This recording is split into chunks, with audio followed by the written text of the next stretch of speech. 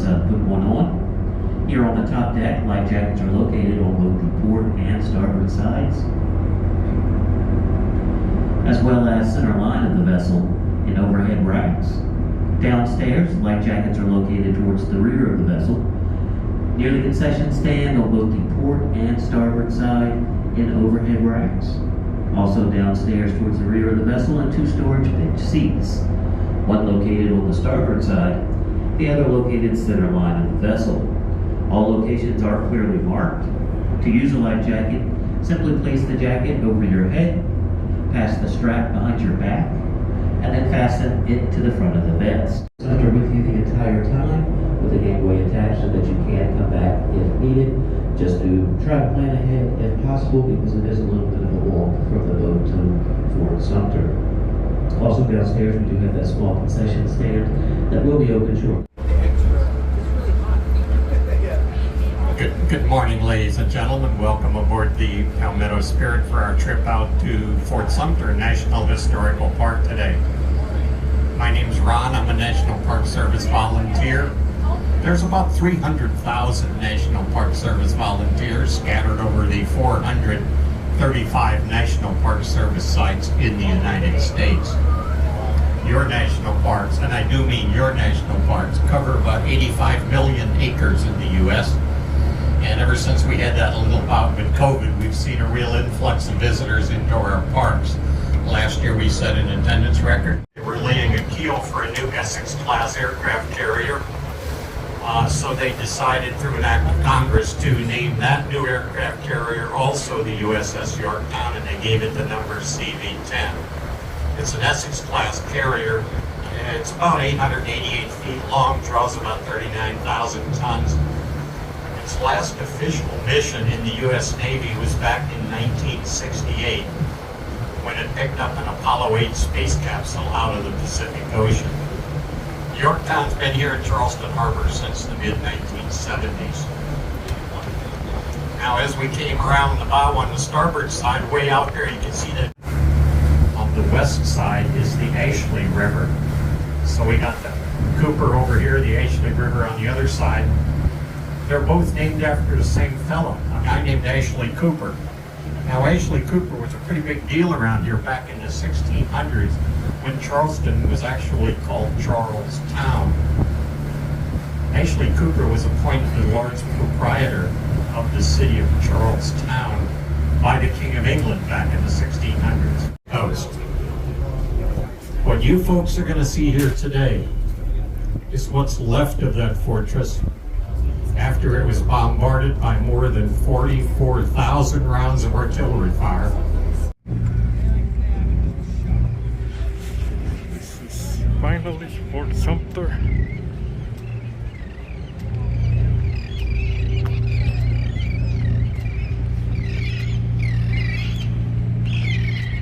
The American flag is not flying right now. Well, it's standing still. It's not a strong breeze to make it flutter. So that's a 1861 33 star flag, the same flag that flew before the beginning of the Civil War. The fort was transferred to the federal government 1950s, I think, and it was basically reconstructed as is. Many of these bricks were made with slave labor.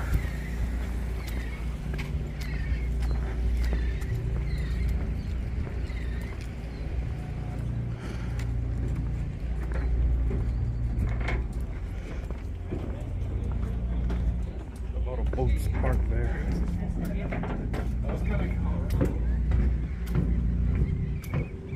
Just keep going to the right past the cannon. Thank you. We got benches and shade for you. Sure. Yeah. Okay,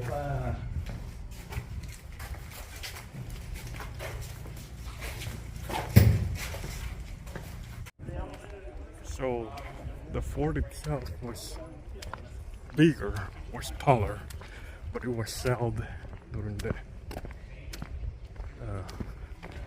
beginning of the Civil War,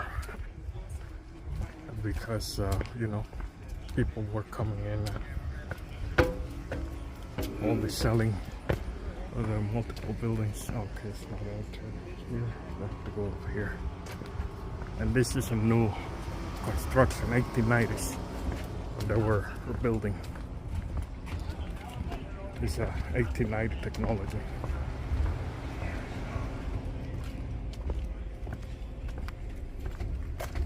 There's a museum shop here. I didn't record a very enthusiastic park ranger giving us a small narration about the history of this park. So if you want to see it, you have to come in and watch it. Take a look at it here. Yeah, this is the shop here. So look at the, see a little bit farther up. So there's a museum here. Let's go up first and then show the indoors.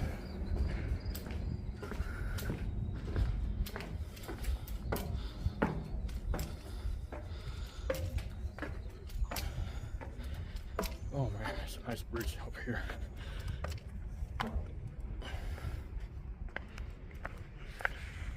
Just a look at the flag up here.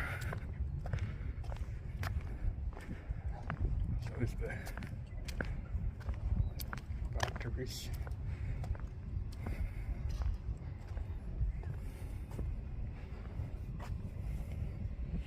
So we're right here.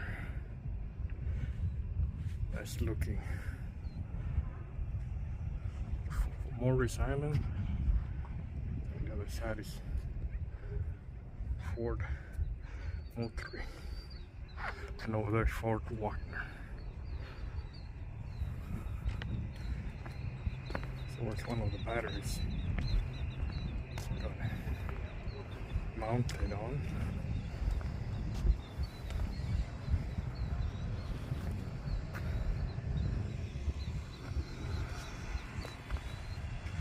Then there's a new design here for elevator for walking chairs.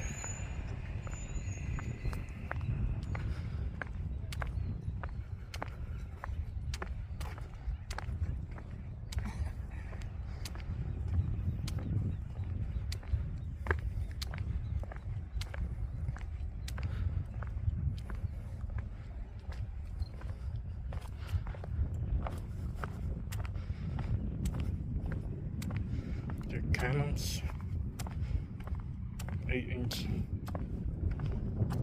8,000 yards.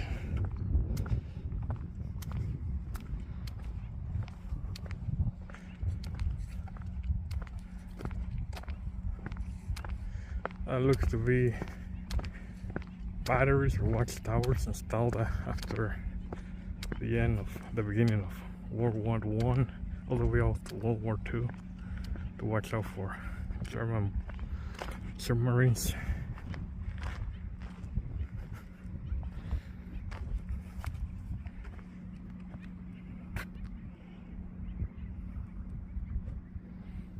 So this is part of the history of the Civil War, back again to the Civil War time.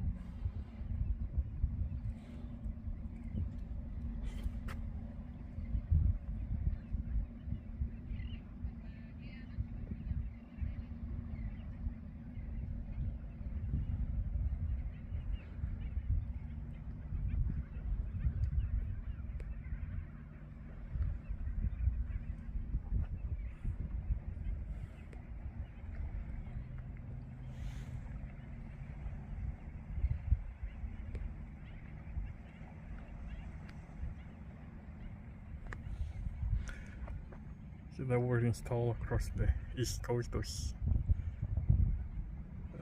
platforms, I guess, to watch out for U-boats and try to block them to take aim at the mainland here in South Carolina and pretty much all the United States eastern seaboard.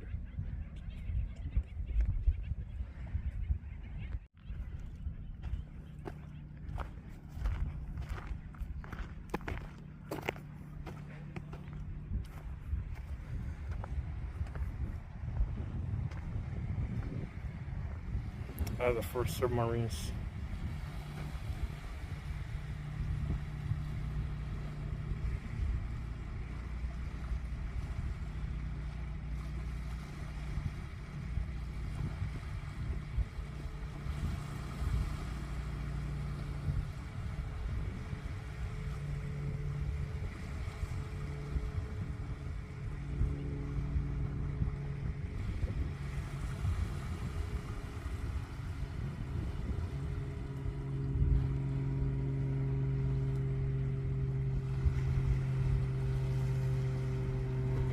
The first submarines,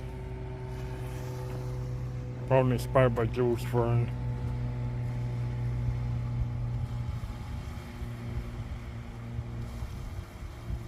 Or Jules Verne got inspired by the submarines? I had no idea.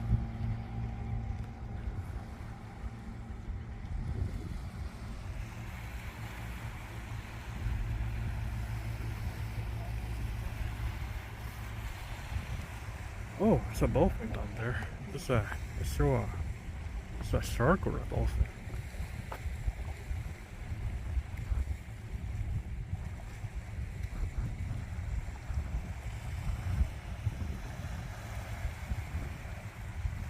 I was too slow to move the camera to where it was.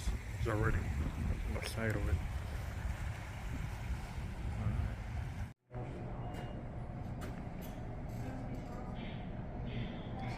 Spring Flight 1942 Mustang.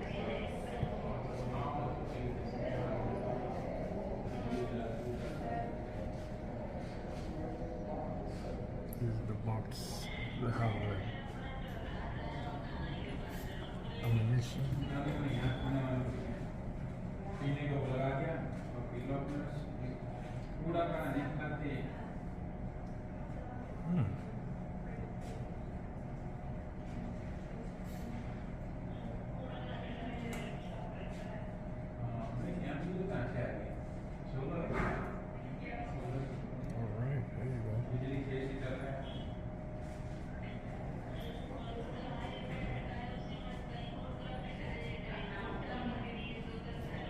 More artifacts.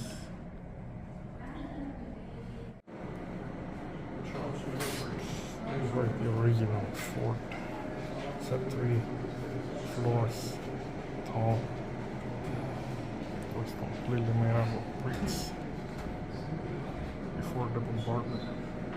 After the Civil War, it was reduced to nothing pretty much.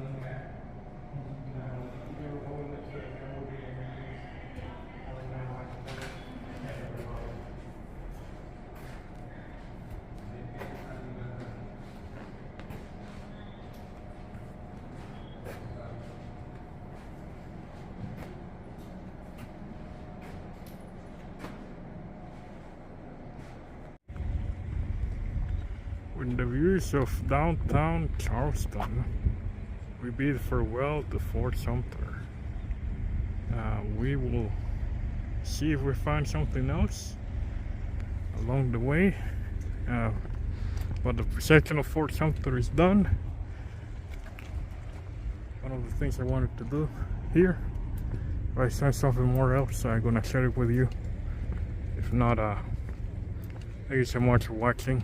Either way, see y'all in the next episode with more good travels across here, the United States or the state of Georgia, whatever comes first. Have a good one. Bye.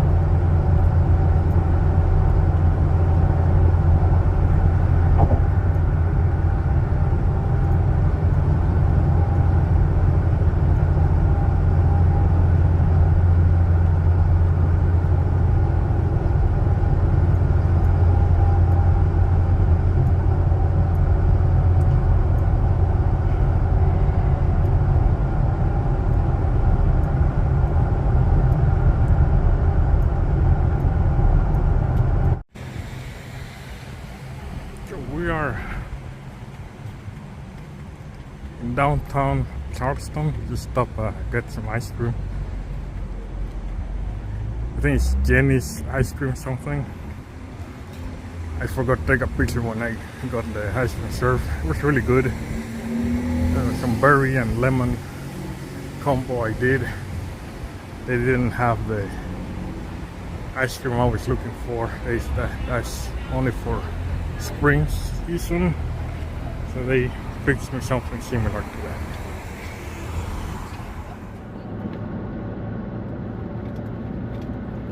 So my apologies in advance. I wanted to pull out my GoPro before, just because I had no idea I was gonna drive to downtown Charleston. Unfortunately, the place I wanted to eat was full, even now at 1 o'clock. And there's some view on your right is the United States Custom House here in Charleston. It's a lot of historical sites. I am surprised this town pretty much will look the same as it was before the Civil War. So this was a hot spot during the Civil War time. 1800s, mid 1800s. So it's pretty much the whole thing. On my left is the Charleston City Market. I like also a ice cream parlor. So that was it looked like a flea market on steroids, and it's in a historic building. It reminds me of there's like a farmer's market pretty much. Yeah, something like that. But it's in the middle of a city, so that's really cool. Something that I really like about Charleston is that there's not too many large buildings. Everything looks historical, like it was 150, 160 years ago. Yeah. It's Friday, but everybody's out. They took the day off, as I did. Their day jobs, just doing some touristy stuff. See their families going out and enjoying the day. It's kind of a hot day, but it is not over 100 degrees. It's humid day, but it's not over 100 degrees. It's really there, but it's not breaking the 100-degree mark here in coastal South Carolina. I had thoughts on going to the mountains, but at the last minute I decided to do something different this weekend and decided to come in here. I was gonna stay 2 nights and then go back to Georgia. Anyway, enjoy the views. I have nothing else to say, but I'm really hungry right now. So, yeah, keep watching. Thank you so much for joining me.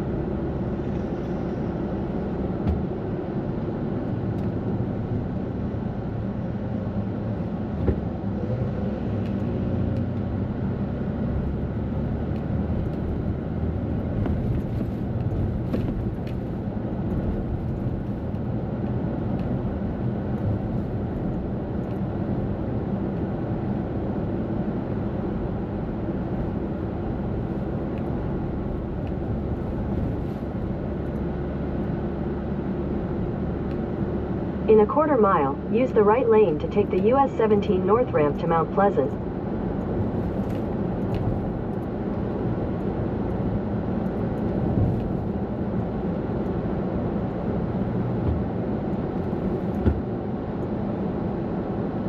Use the right lane to take the US 17 North ramp.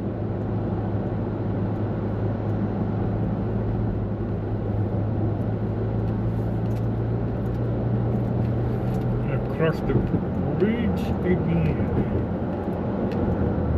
from another perspective.